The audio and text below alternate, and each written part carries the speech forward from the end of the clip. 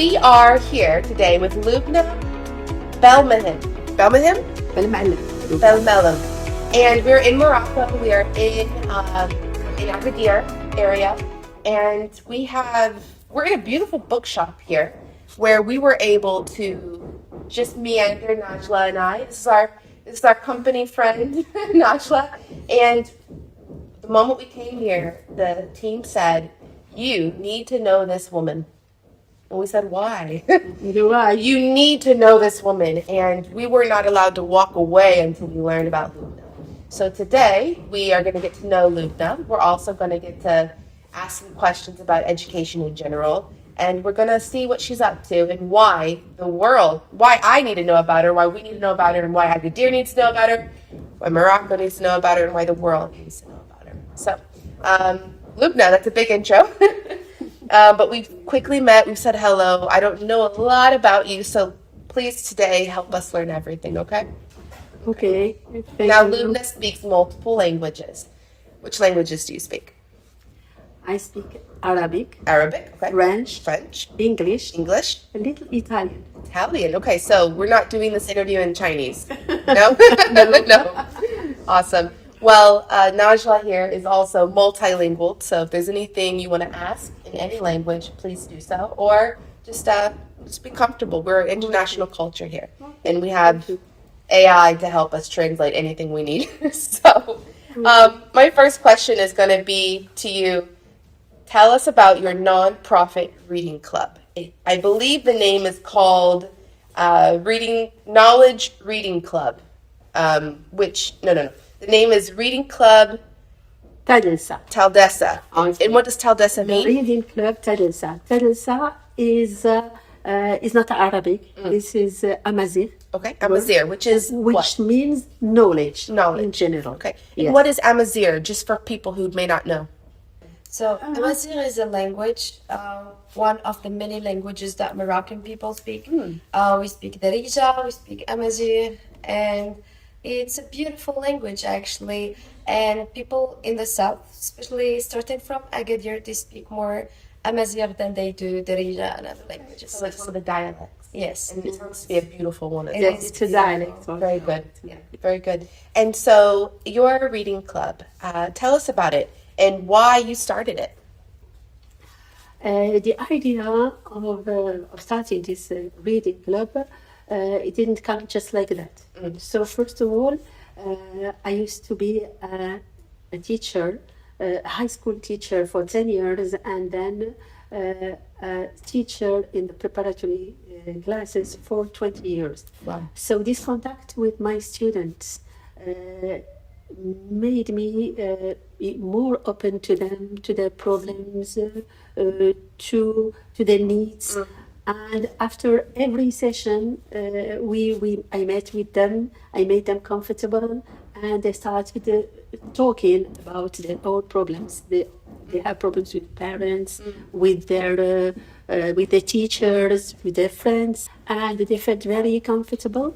And then after that, I inculcated this idea that they should read, because they will learn a lot of things from books.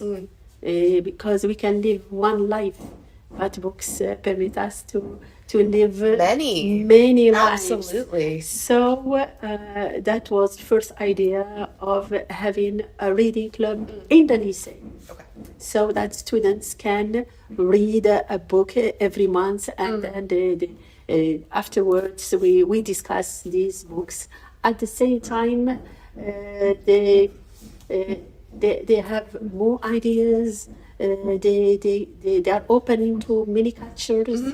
They can solve their problems because they're open not only to the words which is outside, but also to the inner words also. Absolutely. The role of an educator Yeah.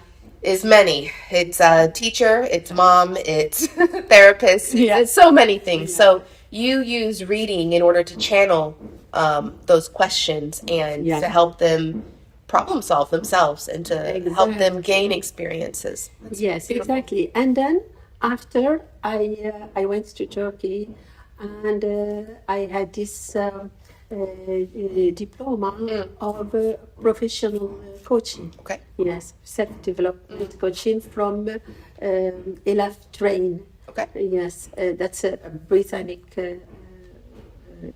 institute. And then I was thinking, why not make everybody profit from this concept of reading books? And that came the idea. First, we were only 6 or 7 women that meet in any cafe.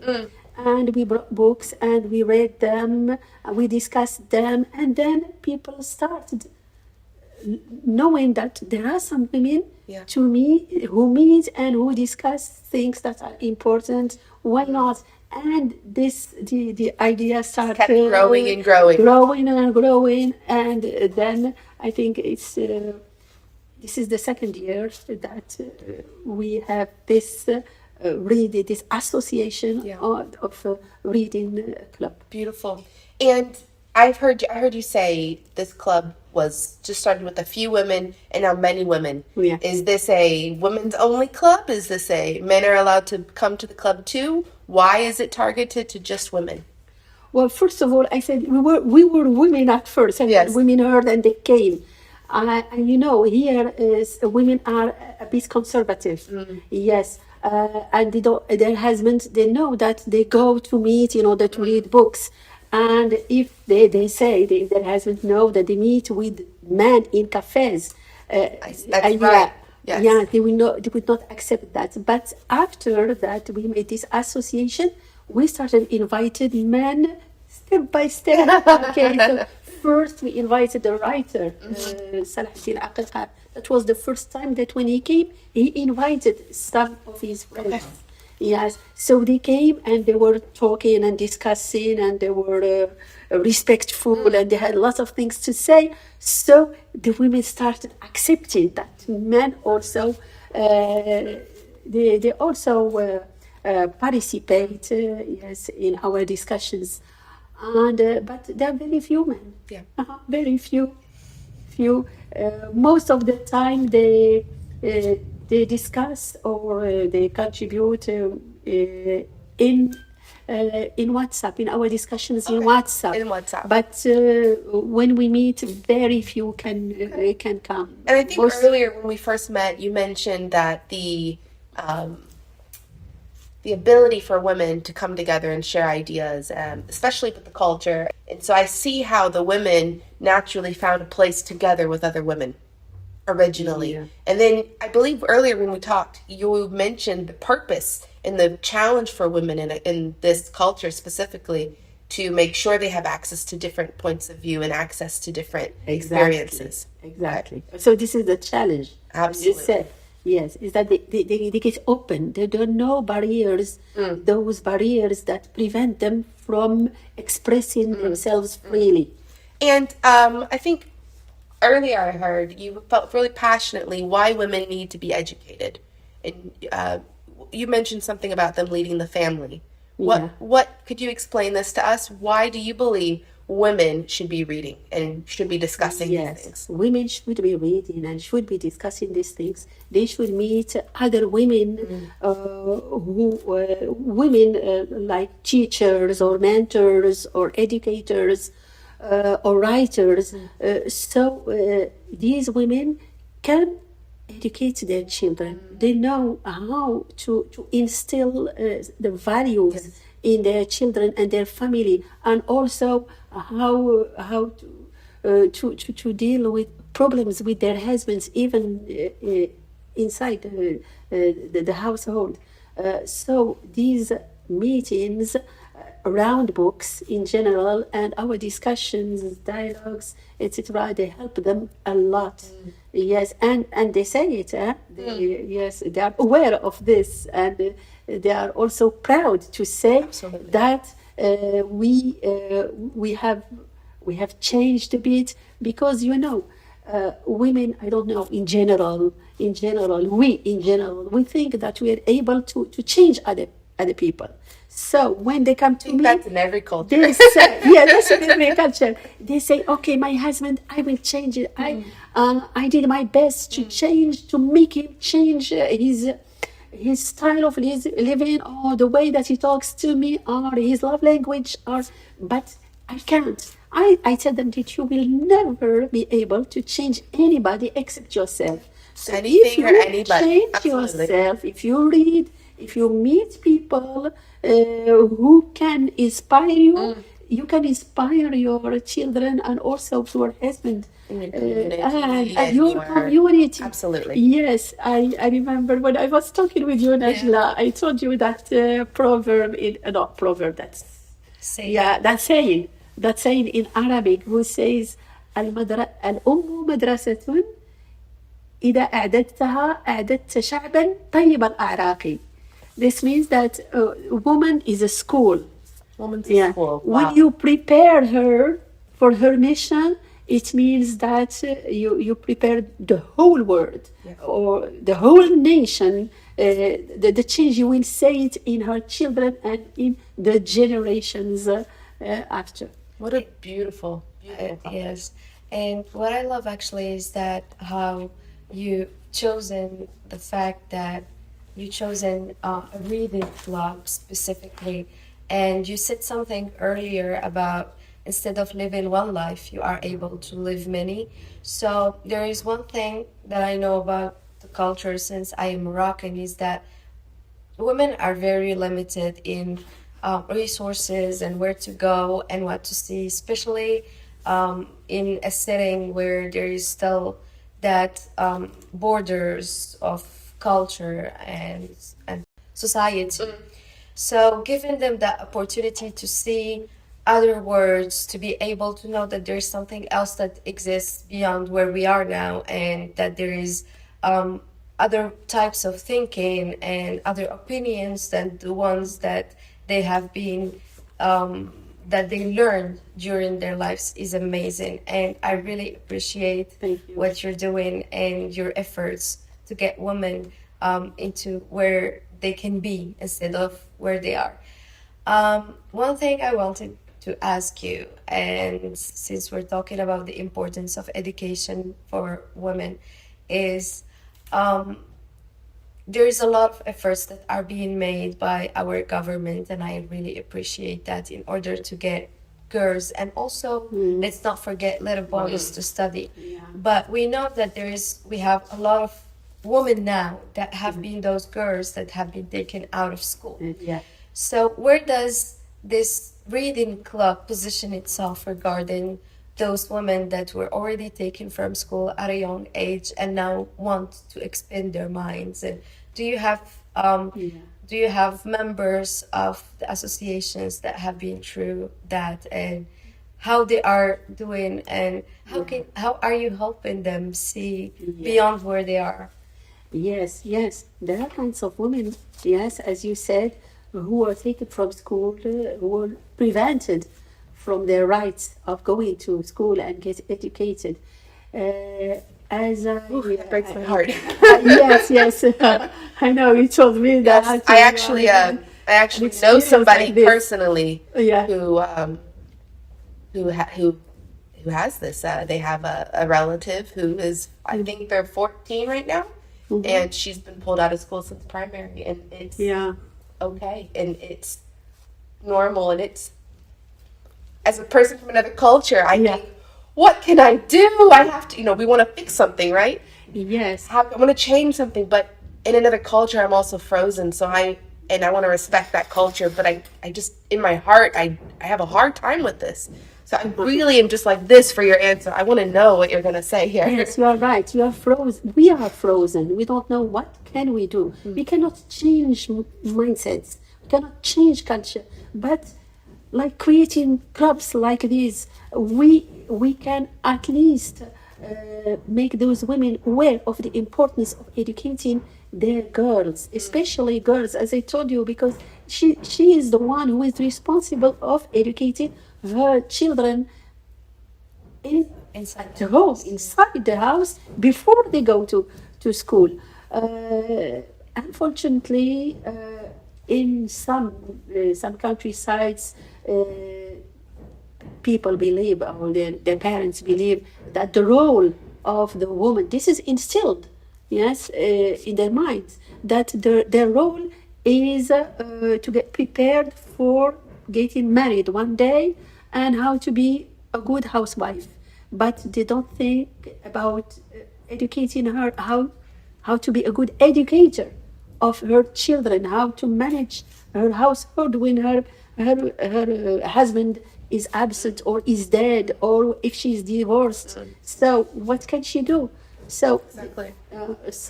this is the problem. But here in our club, we have kinds of women like this, who could not continue their studies, but when they came, just by reading books, as I said, by being present once a month, as I told you, because we meet once a month. When we meet once a month, they listen, but they start talking, because So they don't have to read. I They can notice, sometimes discuss. yeah, The yeah, literacy is low. discuss and experiences of other women. When they talk, at least they know that they are not the only ones, because sometimes they think I'm the Yes. only one. But when there are witnesses of other women, they're speaking about their life experiences, giving advice. Now they can talk. They can talk, and they started reading, and they started loving books. So what you're doing is you're creating opportunity, you're creating hope, Exactly. you're creating all sorts of things for women here in Agadir. And according to my notes, you have goals to connect with other reading clubs, if they exist, I should say, in Morocco, correct? To grow your numbers and to grow the network. Yes, This is that's one of those part goals. our goals. Yes, Okay. is to grow the number, to get connected with other clubs, so that we can exchange ideas and be open, even to other cultures. Yeah. Why not? Not only in Morocco. May I ask a sensitive question? And if it's not okay, just let me know. War just started a couple days ago. Is education an important mission in times of war? Of course. Yes, it is. It is education. My Siri is telling me yes, it is as well. Give me a second, okay? Yeah. So in times of war, when there's survival, when there's economies at stake, why is this still important? In times of wars, so instability. So when in times of wars, you know this what we call Maslow pyramid. Yes, Maslow's Okay. hierarchy of needs. Yes, the hierarchy of needs. So in time of war, the needs is eating and being safe. Yes. Yes, this Food, is shelter, water. Yeah, exactly. So these are the priorities. Yes. But education, it means that there is consciousness, this awareness, is that you don't be terrified, or you don't know what to do. Okay. At least, yes, you can deal with the situation. Make a plan. Yeah, you can make You a can plan. lead. Yeah, exactly. This is the role of And that's education still part of in this. it is still part of education. And I think that education is important in time of wars, because let's be honest, it's a hope.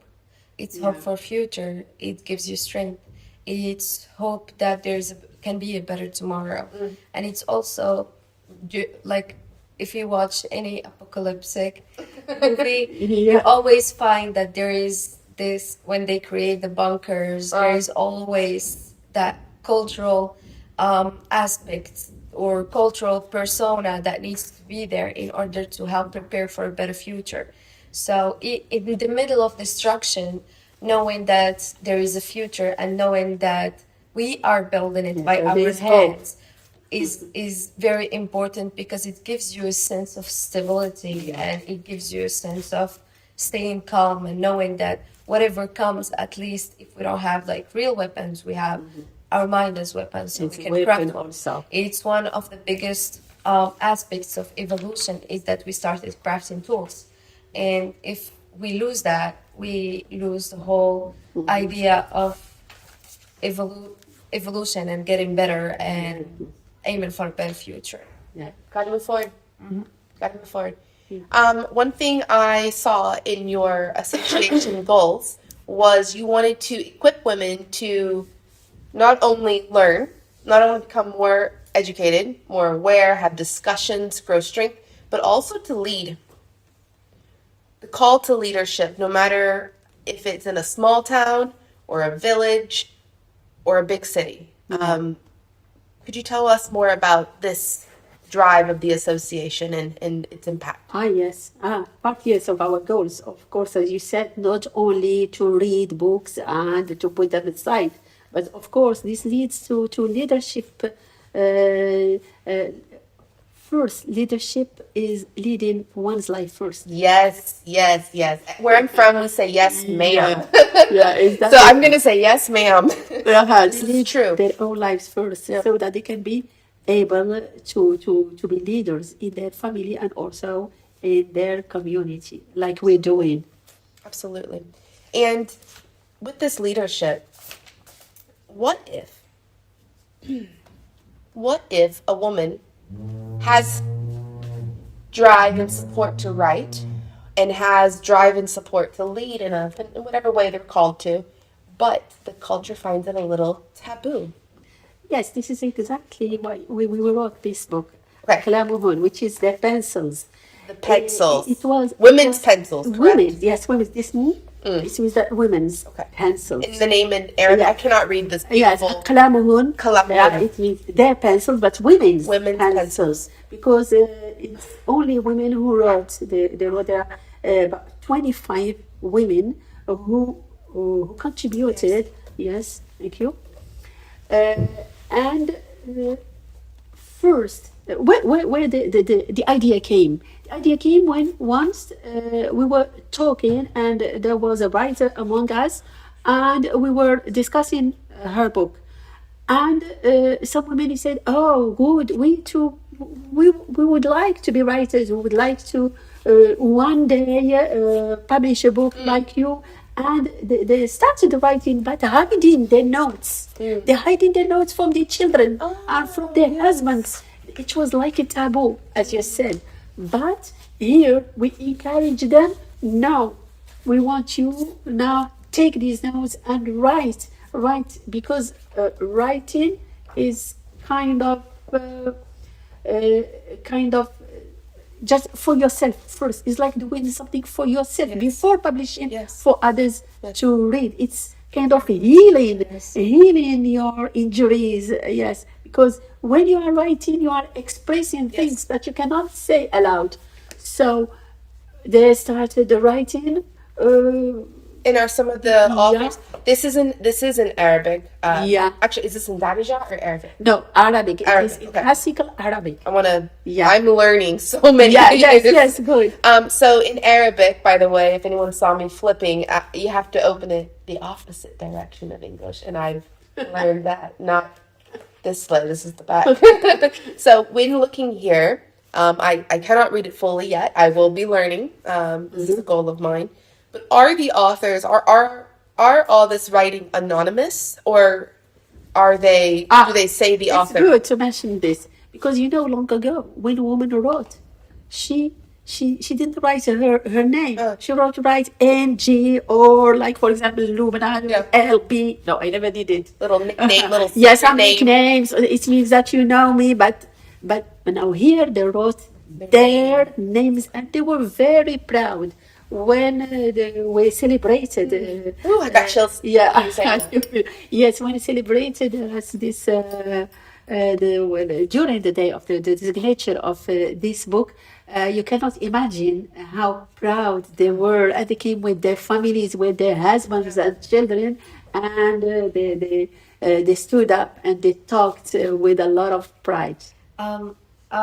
What you mentioned about how women in the past we used to write like only initials. Only It reminds nicknames. me when I was a kid, my dad gifted me a book, and the author was the name of a man. And he told me to read it, so I read it. I was in love with the book. I think it was Le Chevalier Double. So I was like interested. It's like, did you notice something about the book? I didn't know. I was a kid. And then he was like, okay, look for the author. And actually, the author was a woman. Ah, She only signed it with a man's name because she had to protect herself. It was during that era where if a woman thinks, they burn her. So it was very interesting. It was my first time realizing that there's something in like something that is happening that I'm still not aware of as a kid, and it was a good way for me to discover how women fought so long for our generation and for our voices to be heard. And I think this just is a big thank you to all these women that risked their lives and like sacrificed a lot of things for us to be able to just have this beautiful conversation now and just I just kind of want to cry right now. Thank you. So beautiful. I'm originally from the States. I have lived all over the world, mostly in East Asia, and I've heard these stories. I've heard these types of situations, and in my own culture, I've heard it. But it's kind of like that was the past. What's so I have goosebumps right now. But what's so troubling is this isn't the past. This is now, and this is something you just published a month ago. Yeah. Not even a month. Yes, a month ago. A month. Just a month ago. And so it really gives me a wake-up call. It gives a lot of people a wake-up call. This isn't a bad thing. This is part of culture. This is moving forward. But this is where some people are.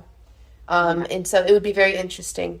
And Loubna, if Edu Passport we want to support you in any way we can. So we will be giving, I know your association has a lot of educators inside of it. We will be giving every single one of your education members a free membership to our platform, okay, for life. And my tech team needs to figure out how to do that, okay? It's approved.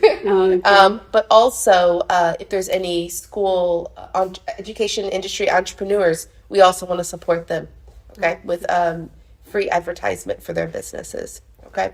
On top of that, we have a vendor called Pack Me Too. These vendors at EduPassport give gifts and support to educators all over the world. And this vendor is called Pack Me Too, and they have a product called Buzz Off stickers. And these stickers go on you, or the kids, or the pet, or the grandma, or you when you're writing your next article or your next entry for the book, and they repel all the mosquitoes, the fleas, and the ticks. You won't get bitten, and you just stick it on you. So Pack Me Too is going to donate some stickers to everybody in your association because we want to support you. These are small ways to support. And just before we wrap things up here, I just want to review how can other people support what you're doing. So first question, how can businesses support what you're doing?